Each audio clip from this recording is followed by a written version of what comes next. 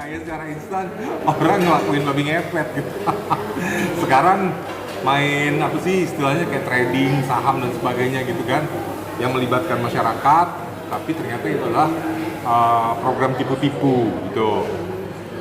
Nah jadi menurut saya hal-hal seperti ini karena korbannya sudah banyak yang berjatuhan, pelakunya juga sudah banyak, dan sepertinya beberapa orang juga nggak kapok-kapok gitu ya, tetap dengan dengan actionnya kaya secara instan dan suka pamer-pamer kekayaan tanpa kerja keras yang mereka harus lewati gitu, tiba-tiba kayak mendadak.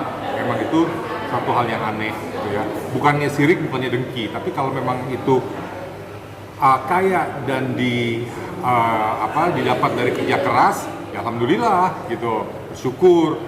Kalau memang itu kekayaan adalah turun temurun dari keluarganya gitu, warisan atau apa, ya alhamdulillah patut disyukuri. Tapi yang nggak bener kan adalah mereka memanfaatkan, memperkaya diri ya dengan memanfaatkan orang-orang yang istilahnya menaruh uang gitu, berinvestasi kepada orang tersebut, dan ternyata itu adalah investasi bodong. Hal-hal semacam itu memang sudah sepatutnya pemerintah memberlakukan mereka, menghukum mereka dengan selayaknya, dengan seberat-beratnya, karena merugikan banyak orang, merugikan banyak hajat hidup orang banyak gitu. Mudah-mudahan untuk kedepannya dengan ditangkapnya tokoh-tokoh sindikat yang menipu masyarakat yang berkaitan dengan masalah investasi bodong, bisa diberikan ganjaran hukuman yang seberat-beratnya. Tapi seharusnya seperti apa sih Mas? Maksudnya kan kayak teman-teman artis yang lama itu kan harus berjuang dari bawah gitu, meniti karir, kerja keras tuh.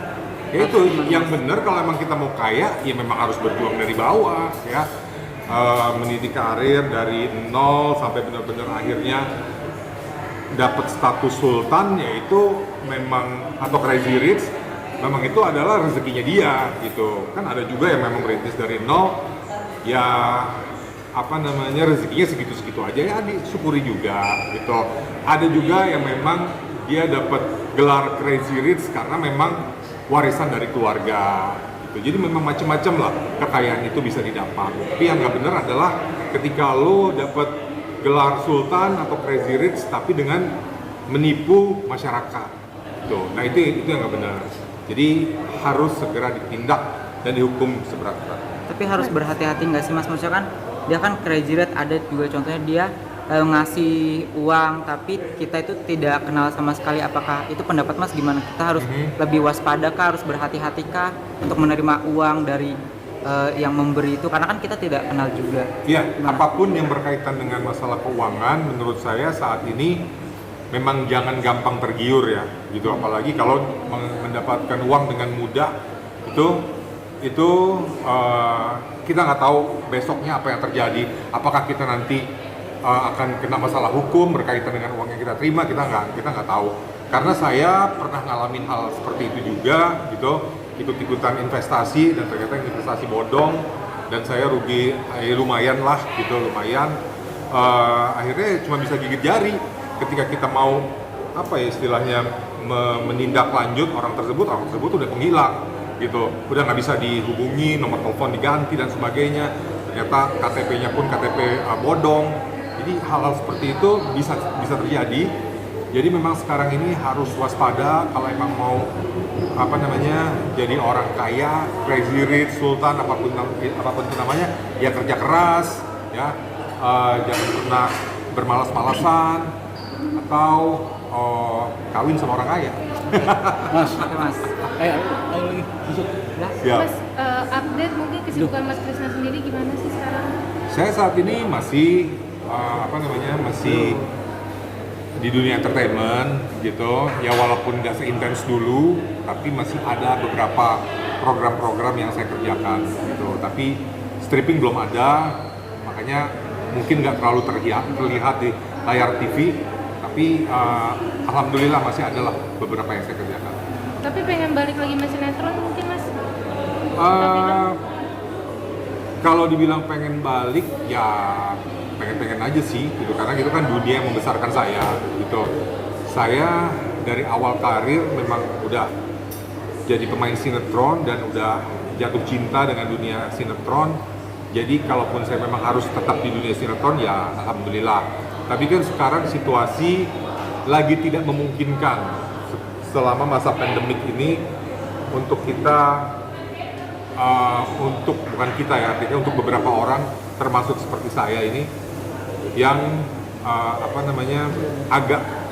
agak jarang mendapatkan kesempatan di dunia pertelevisian gitu, karena memang mungkin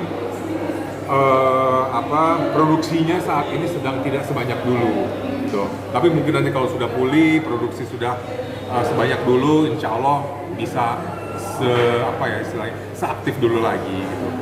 Tapi saya juga dalam hidup ini kan kita harus punya planning A, B, C, D sampai Z gitu. Ketika planning A gagal atau belum berhasil, ya planning B belum berhasil, planning C. Kalau saya dalam hidup sih seperti itu. Jadi ketika saya sekarang lagi coba lagi, setelah kan 2014, 2019 saya di DPR RI, saya off dulu di dunia sinetron. Begitu mau balik ke dunia sinetron, pandemik kan gitu. Produksi sinetron tuh pada saat itu benar-benar hampir turun 90%.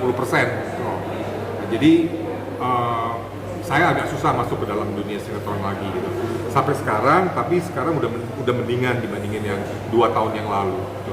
Nah, saya bikin planning B gitu, planning B, planning C, planning D.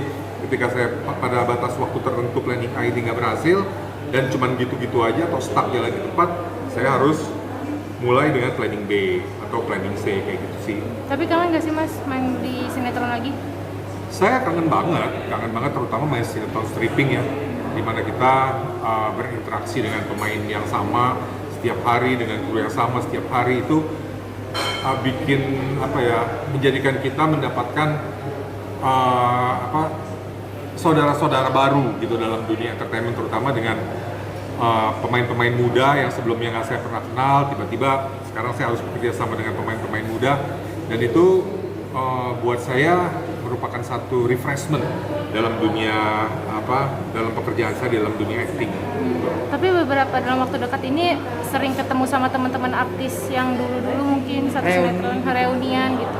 Ada sih 1-2 gitu, tapi nggak terlalu intens lah gitu. Paling ketemunya juga by WhatsApp atau by sosmed gitu ya. Tapi untuk yang ketemu secara fisik itu paling pas kebetulan ketemu dalam satu event, satu acara, ketemu sama yang udah kita kenal dulu gitu.